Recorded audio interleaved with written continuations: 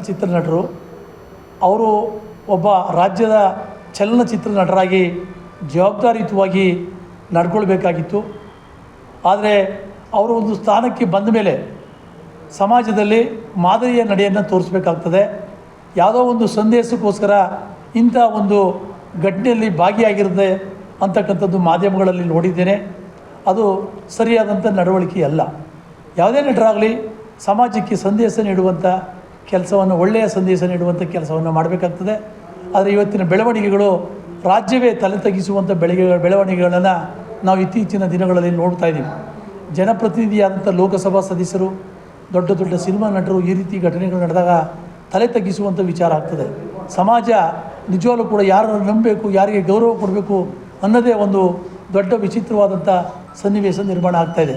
ಅದರಿಂದ ಮುಂದಾದರೂ ಕೂಡ ಸಮಾಜದಲ್ಲಿ ಒಂದು ಸುಧಾರಕರಾಗಿರೋರು, ಸಮಾಜಕ್ಕೆ ಸಂದೇಶ ನೀಡುವಂಥವರು, ರಾಯಭಾರಿಗಳಾಗಿರೋರು ಉತ್ತಮ ಮಾರ್ಗದಲ್ಲಿ ನಡೆದು ಉತ್ತಮ ಸಂದೇಶವನ್ನು ನೀಡುವಂಥ ದಿಕ್ಕಿನಲ್ಲಿ ವಿಚಾರವನ್ನು ಮಾಡಬೇಕು.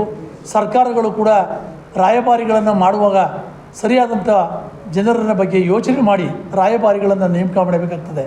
ಅವರ ಚಲನವಲನಗಳು ಗಮನಿಸ್ತೇನೆ ರಾಯಭಾರಿಗಳು ಅಂತ ಹೇಳಿ ಮಾಡಿದ್ರೆ ಇಂಥ ಅನಾಹುತ ಘಟನೆಗಳು ಬಂದಾಗ ಸರ್ಕಾರಕ್ಕೆ ಅದು ಮುಖಭಂಗ ಆಗ್ತದೆ ಅನ್ನುವಂಥ ಎಚ್ಚರಿಕೆಯನ್ನು ಕೂಡ ಕೊಡಲಿಕ್ಕೆ ನಾನು ಬಯಸ್ತೇನೆ.